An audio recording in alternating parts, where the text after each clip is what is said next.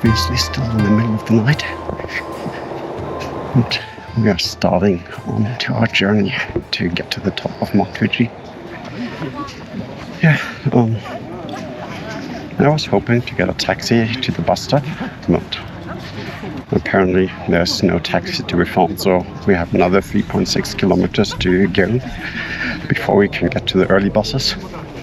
So it's going to be a challenging day. 3,776 meters, Mount Fuji is the tallest mountain in Japan, an active stratovolcano located just 100 kilometers west of Tokyo. It is part of the Fuji-Hakone-Izu National Park and the UNESCO World Heritage Site since 2013.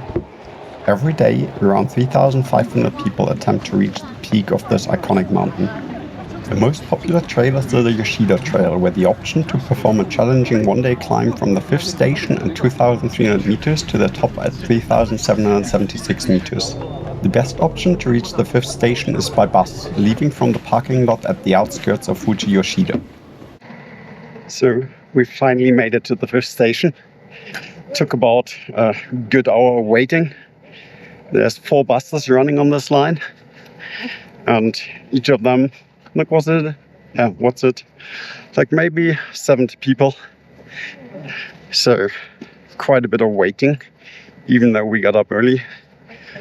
But I think we still have a good time, and it's not too late. And yeah, I can already see the summit, so it's not too far. Even if you come early, be prepared for long waits. From arriving at the bus station until we reached the 5th station, it took us over 2 hours. Every day the number of people allowed on this trail is 4,000.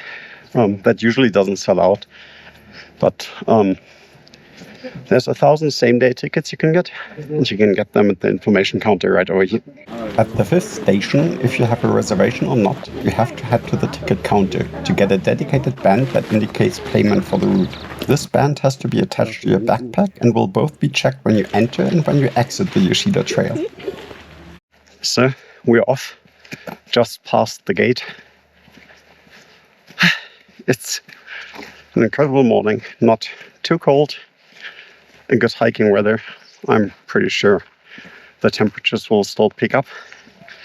But yeah, let's see how it goes. The Yoshida Trail is supposed to be the easiest trail to reach the summit. And yeah, I expect a few steep passages, but at least at the start, it's probably the most comfortable hiking trail I've ever seen on a volcano.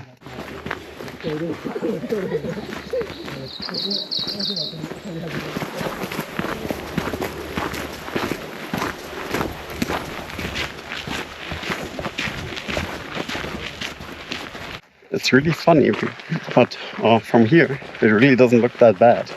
We are already so high up. The 5th station, the highest one is, I think, the 8th station. And yeah, these originally used to be just rescue huts. Now you will find all kinds of accommodations, bathrooms, even shops to buy some refreshments. Right now, trail is mostly going horizontal, so I'm pretty sure at some point we will have to start climbing. But when you look up, it really doesn't look that bad. I'm sure that I will regret these words later on.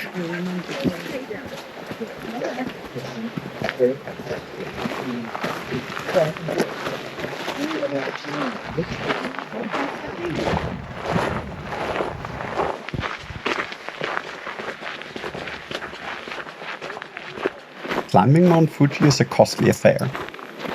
The cost for the trail is 4,000 yen, or approximately $27 per person. The bus from Fuji Yoshida to the 5th station is another 3,000 yen for the round trip. Finally, you can expect 200 to 300 yen for a bathroom. You should also calculate some money for food and water.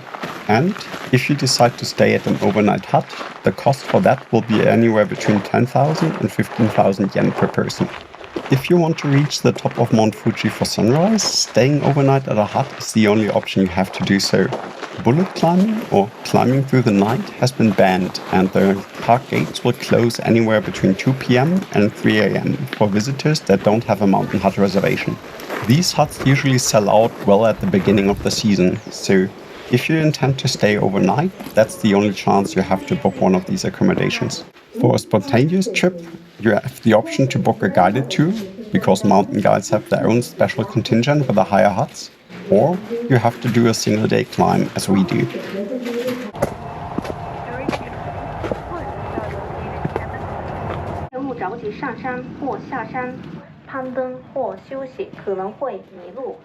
So this seems to be the first station.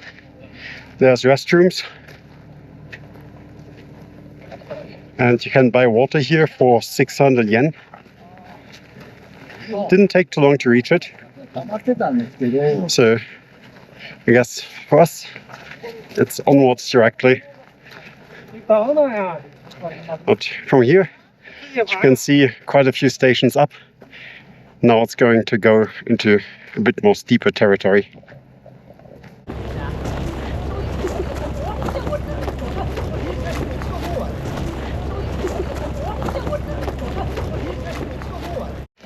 So the ground here is a lot more loose gravel, so having good mountain boots can only come in handy. Overall, I can already feel the altitude, but the one thing you have to consider while doing a climb like this, always make sure to listen to your body. Your body is the one most important resource you have on this trip. So take it slow, step by step. Don't exhaust yourself too early. And then climbing Mount Fuji should become just as achievable as it can be.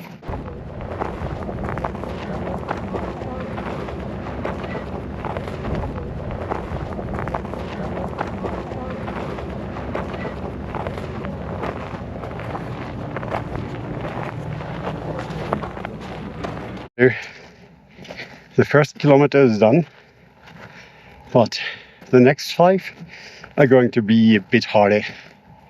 You can already see the serpentines going all the way up. So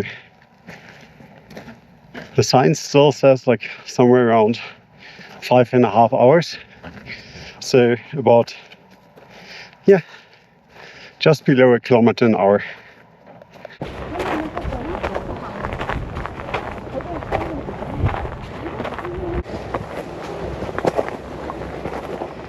Climbing Mount Fuji takes about 5 to 7 hours for the ascent and about 3 to 5 hours for the descent.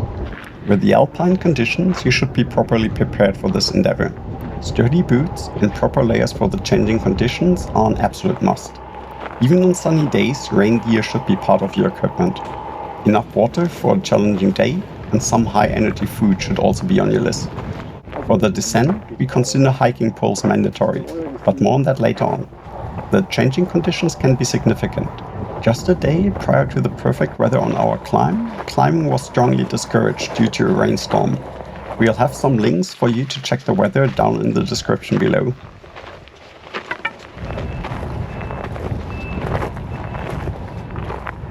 The infrastructure on the mountain is quite well developed. You will find everything you might want around the many stations that line the way to the top. Shops selling souvenirs, if you desire to carry a decorative plate up the mountain, but also water, soups, or even small canisters of oxygen.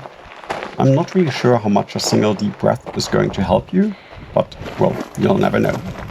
You can also carry a wooden hiking pole up the mountain and collect decorative stamps at the various stations. For human needs, bathrooms are available and cost anywhere between 200 yen at the bottom and 300 yen towards the top of the mountain. The prices of water will also increase the closer you get to the top.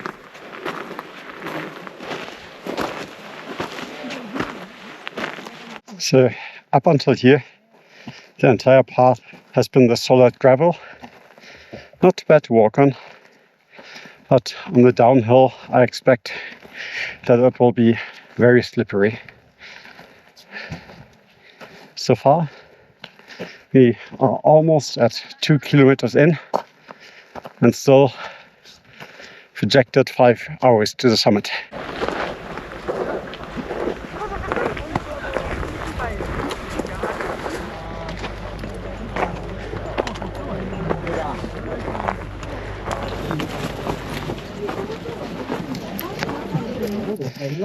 First bit more scrambly section, not too bad.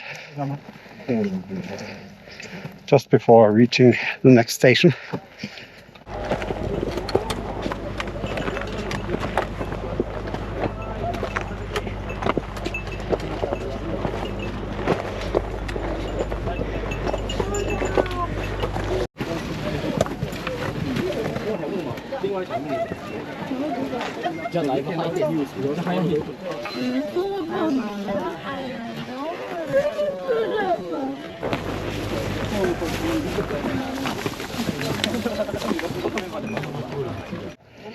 Right after the 7th station, you have a bit more of a scrambly section again.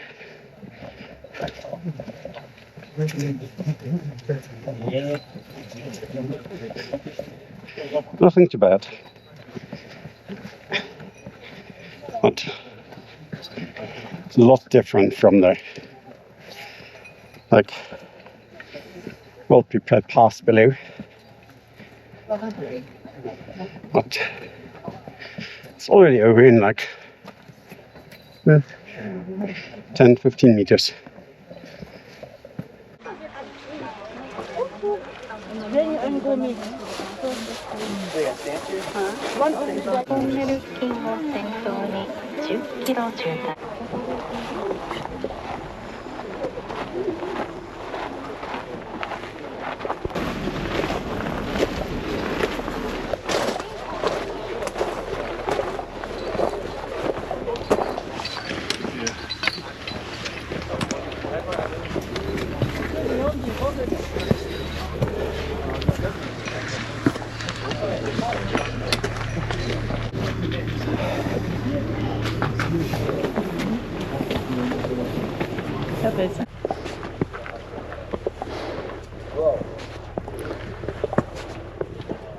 Well, it seems this kind of path is common now. So more or less every section we have right now between stations is a bit of scrambling.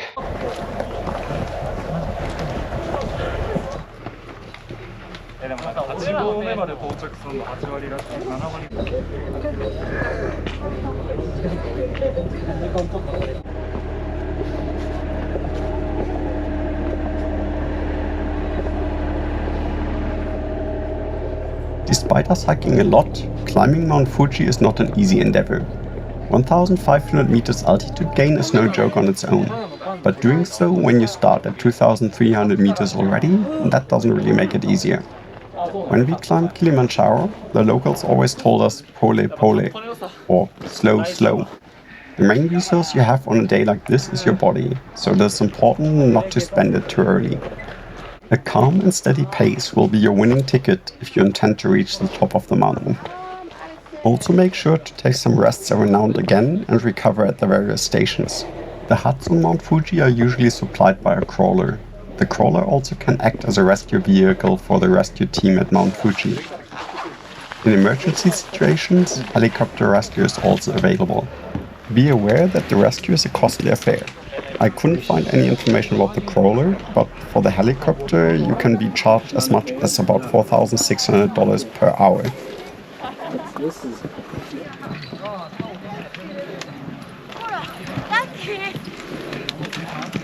That's false information.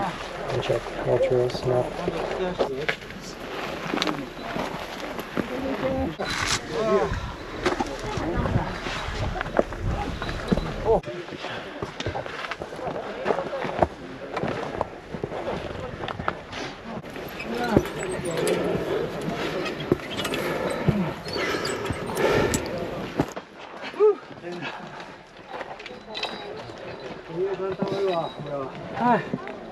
Yeah.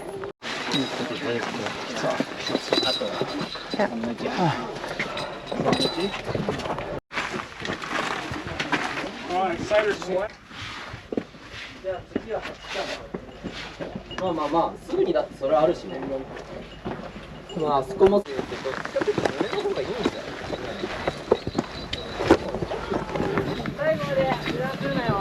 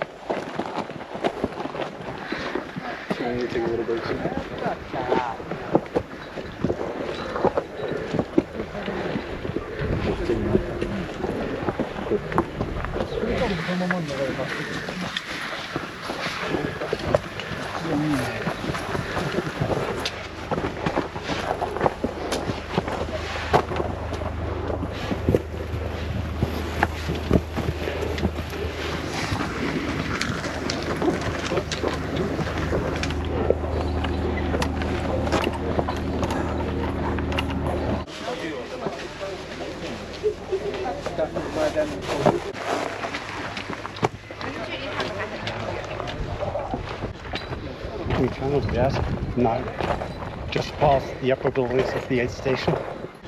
The scrambling seems to be over. We're back on a halfway decent path. Gravel, but solid enough. So easier to make small steps until it gets slow.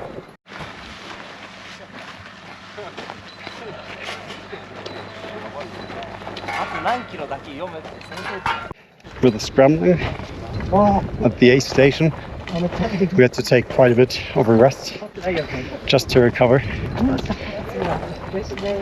Now at 3,000 meters, the altitude is really getting to us. So, 700 meters left to climb.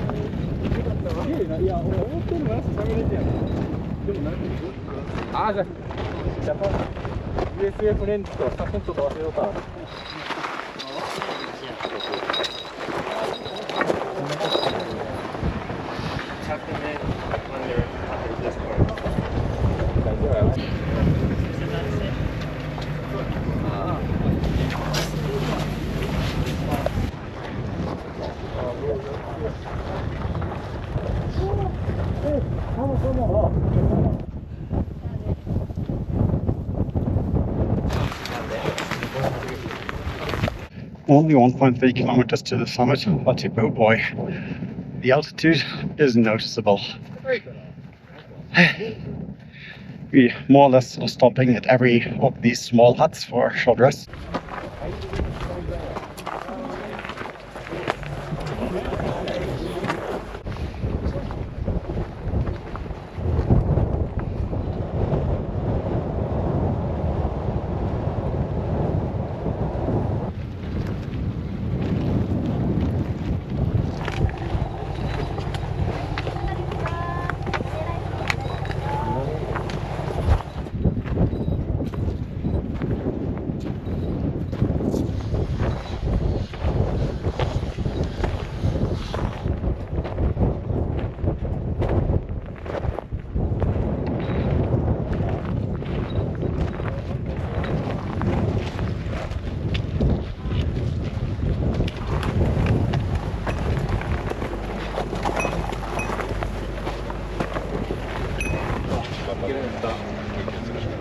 照明でちょっとちゃんと休憩して最後登ろうぜ。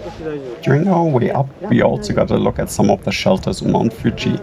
Most of them don't offer much privacy, and, given the altitude, I don't expect that you can recover well while sleeping here.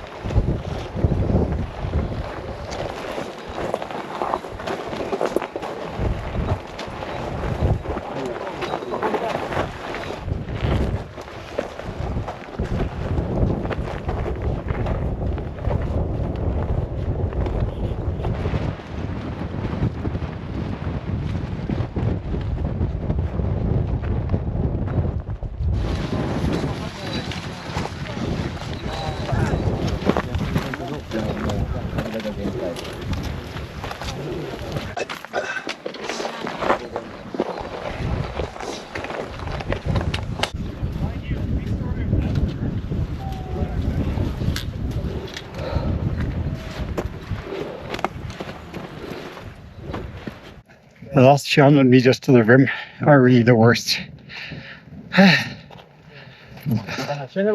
I'm so exhausted. I'm so glad we're about to reach the rim. And there, we can at least have a bit of rest. But still quite a long way around the crater and then back down.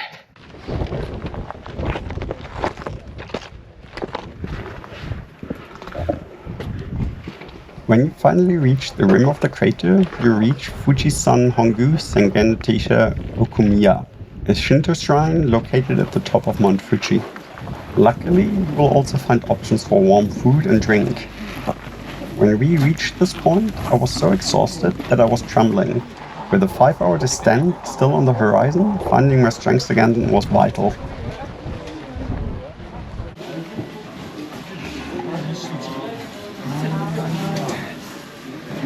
So, as I said, there's still quite a bit to go to the summit.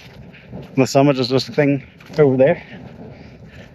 That's the actual highest point of Mount Fuji. And despite the app telling me I can get a certificate for summiting Mount Fuji, I don't feel like I did unless I've reached that point over there. So, despite quite a bit of exhaustion, we're now going to make our way over to the other side of the crater while the wind is blowing us away.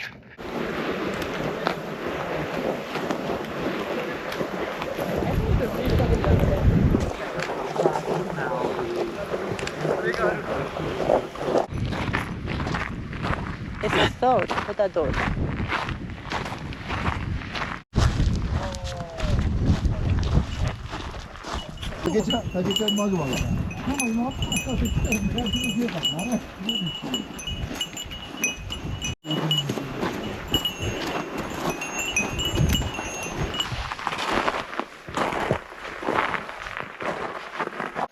To be honest, this was a lot harder than I expected. At the end, in the small shop where we sat, I was trembling from exhaustion. So the altitude, the steep climb, now it gets you. But I am really happy we're here. With a bit of udon, I feel a lot better and a lot stronger again. So the climb back up to the peak is going to be not too easy. But at the same time, I can't get to a summit without reaching a summit. Today, we had a really great day. So weather was playing its part. The only thing we had was a bit of wind. So luckily, most of our gear could stay in our backpacks. But yeah, you should be aware that these are alpine conditions.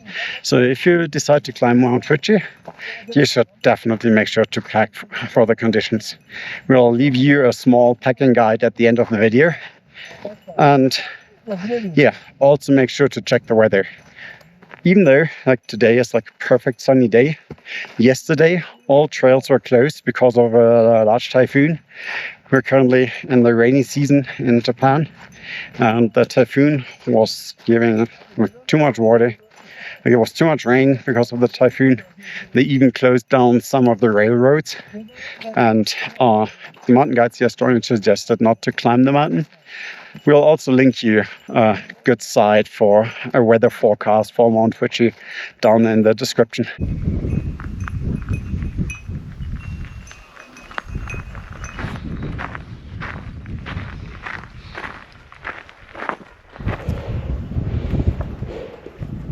The actual summit is still quite a walk from the place you reach the rim at. If you plan to circle the entire rim, I would recommend heading off to the left. The segment towards the summit is incredibly steep, and we saw quite a few people slip and fall. The ascent on the terrain is a lot easier than the descent, so be aware. If you plan to take a summit picture with a summit monument, you should also be prepared for a multi-hour queue. Based on this queue, we decided to skip the picture.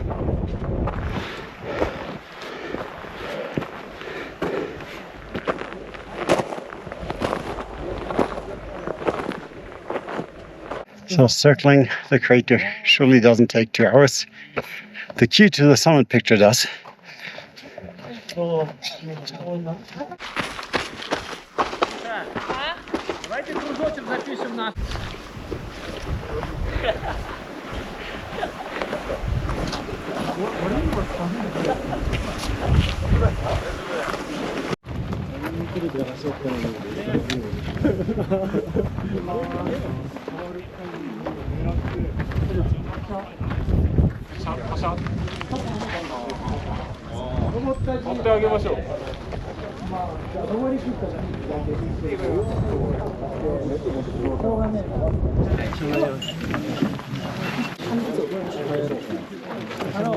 Coming down from there is exactly the wrong kind of slippery.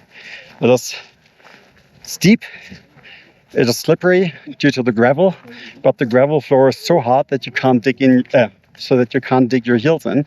So overall, extremely slippery and really dangerous.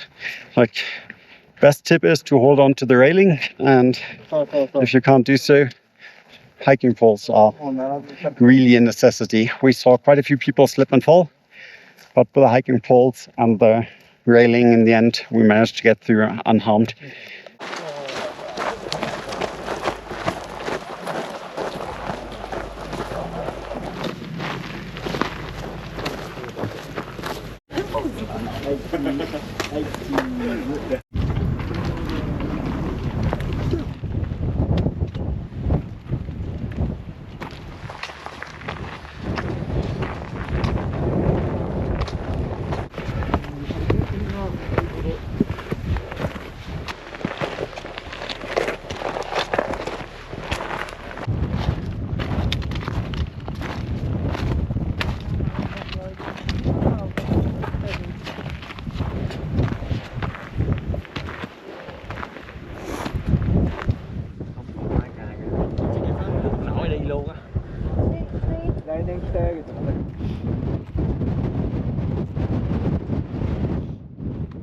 Down there's the segment where I expect good shoes to really pay off. With slippers, no chance. Sneakers, they barely have any profile, so essentially I think they will be slipping all the way down. With a good mountain profile, good mountain boot, that should be just a breeze to walk down. So there's a tiny bit more uphill up here, and then finally we're heading downhill. Like at the very last part there's going to be a bit more uphill, but I don't mind. This will be like a few thousand meters down. Or they're 1,700 meters down.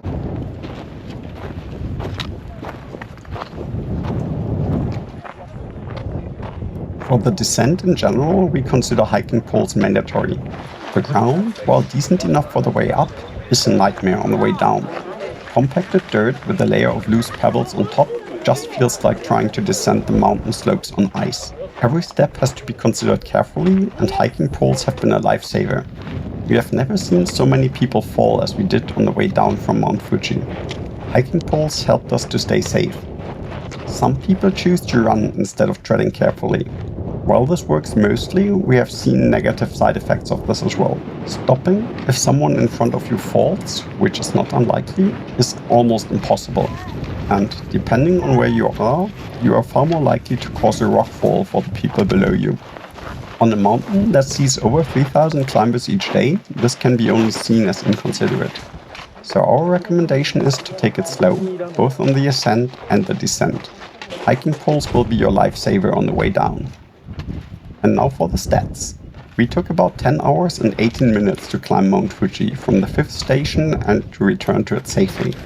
According to the GPS, the entire trail has a duration of 17 kilometers, although the official numbers are around 15. With all the ups and downs, we had 1,972 meters of altitude to cover. Despite all of our hiking in Switzerland, when we arrived back at the bus, an offer to take an earlier trip, but having to stand, was not an option. So be aware. Climbing Mount Fuji is an incredible experience, but also one of the hardest things we have done in our lives. So best of luck for your own climb. Be safe and see you on the next trip.